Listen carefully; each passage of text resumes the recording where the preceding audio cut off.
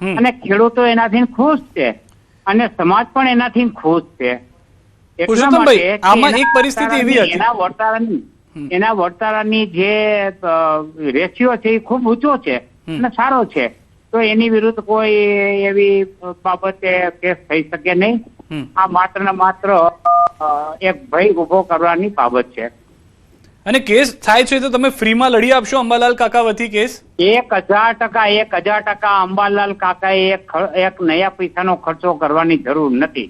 બધો જ રકમ છે, બધી જ રકમ અમે ભોગવીશું, એમાં બે મત નથી. પુરુષોત્તમભાઈ, એવું કહેવામાં આવ્યું કે કેટલી વખત અંબાલાલ કાકા આગાહી કરે એ ખોટી પડે અને ખેડૂતોને નુકસાન થાય છે, આવો આક્ષેપ કરવામાં આવ્યો હતો વિજ્ઞાન જાથા તરફથી. આ આક્ષેપના ધારણે જેમ આપે કીધું કે કોઈકને નુકસાન ના થતું હોય તો વાંધો નથી, હવે આને નુકસાનની વ્યાખ્યામાં આવે કે ન આવે?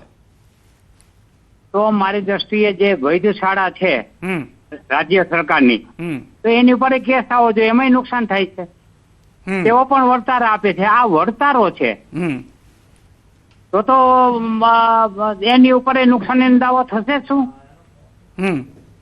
કારણ કે આ એક પ્રકારનો વળતારો છે, એ ક્યારેક સાબિત થાય અને ન પણ થાય.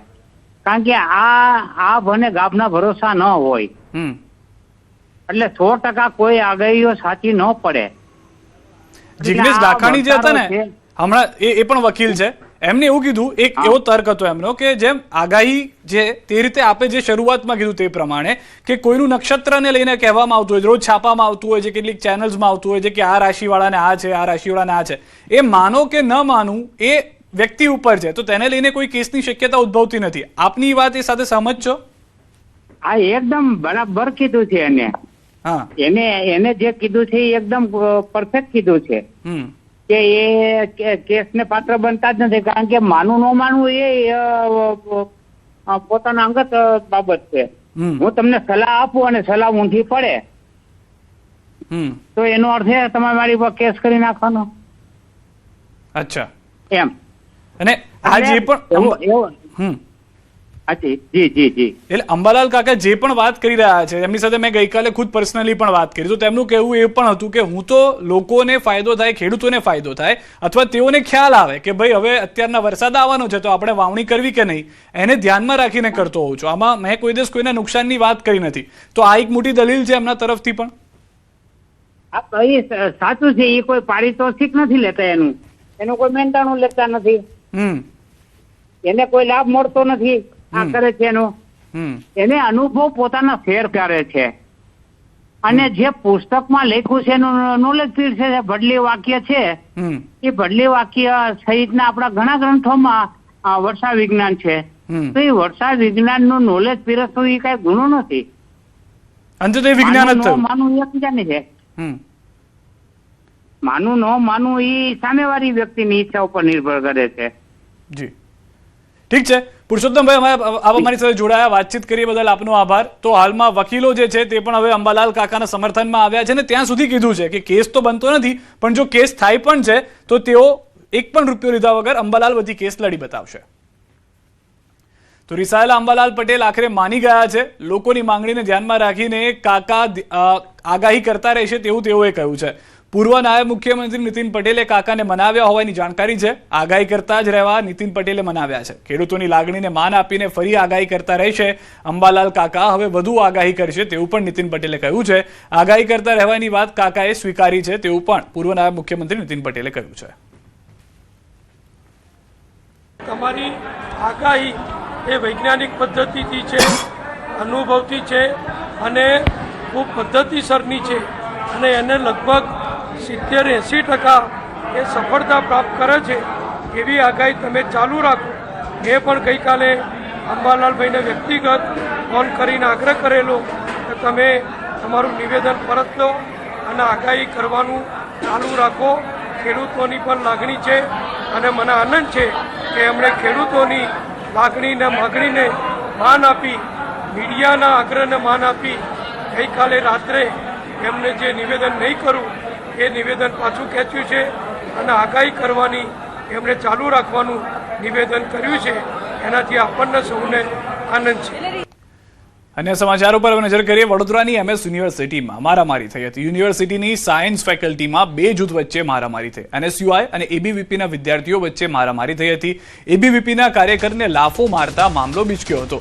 વિદ્યાર્થી નેતાઓની ગુંડાગર્દી જોવા મળી હતી. આ એ નેતાઓ છે કે જે ભવિષ્યમાં દેશ, રાજ્ય, શહેરને ચલાવવાની વાતો કરી રહ્યા છે, પરંતુ એ જ નેતાઓ પોતાની જાતને સંભાળી નથી શકતા, અથવા તો આ એ કથિત નેતાઓ છે કે જેઓ નેતા ફક્ત ગુંડાગીરી કરવા માટે બની રહ્યા છે, રોફ જમાવવા માટે, ધાક જમાવવા માટે બની રહ્યા હોય. તે રીતે NSUI અને ABVPના બંને કાર્યકર્તાઓ સામે આવી ગયા હતા. સાયન્સ ફેકલ્ટીમાં બે જૂથ વચ્ચેના મારામારીના આ દ્રશ્યો આપ જોઈ રહ્યા છો.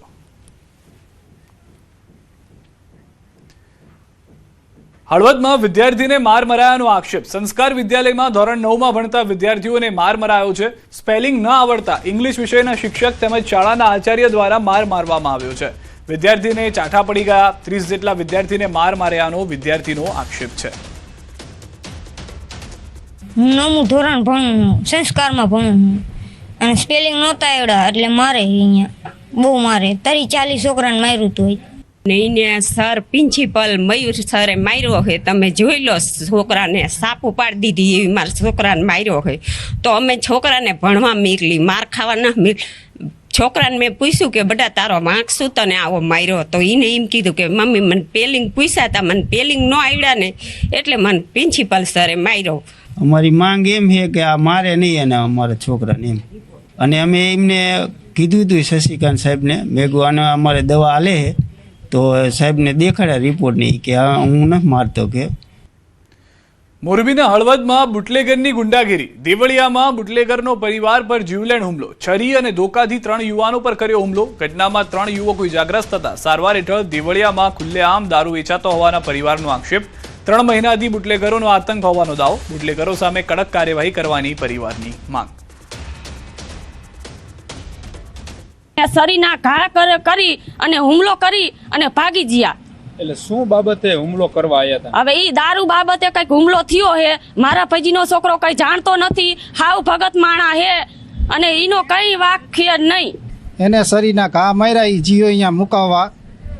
એને બેને છોકરાને, ભાઈજીને છોકરાને વધારે લાગ્યું અને અમે અત્યારે ફરિયાદ કરવા જઈએ. તમારે શું માંગ છે? અમારે ન્યાય જોઈએ અને એ દારૂડિયા એ દારૂ બંધ થવો જોઈએ. અમારે તો મેન વસ્તુ આવા નવા દેવડિયામાં 3 મહિના નથી થતા તા કેસ થાય છે. હજી તી મોરે અમારી એક દીકરીને, અમારી સમાજની દીકરીને દારૂડિયા ઉડાડી દીધી તોય ન્યાય ન આવ્યો એનો. હવે એ તો બુટલેગર હે બધા, ધંધો દારૂનો, શોર્ટકટ દારૂનો ધંધો, બીજું કાંઈ નહીં. બરોબર, ઓલરેડી દારૂ સિવાય કોઈ ધંધો નથી એમને. તમારી શું માંગ? માંગ તો હવે આ મારા ભાઈને લગાડ્યું અત્યારે, બરોબર, નિર્દોષ માણા, માવો નથી ખાતો એવો સાદો સિમ્પલ માણાને લગાડ્યું છે. હાલો એને શું માથા કોઈ કોકને કીધું હોત તો કંઈક સમાધાન થાત. હવે એમને લગાડીને વહી ગયા. આ નિર્દોષને જ ભોગવવાનું ને, બીજું કોઈ વસ્તુ નથી. આપણે માંગ જ કે આપણે ન્યાય જોઈએ.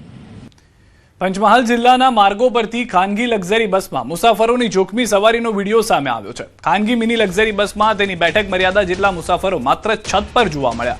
મધ્યપ્રદેશ અને દાહોદ સહિતના વિસ્તારોમાંથી અમદાવાદ અને સૌરાષ્ટ્ર તરફ શ્રમજીવીઓને લાવવા લઈ જવા માટે આ ખાનગી લક્ઝરી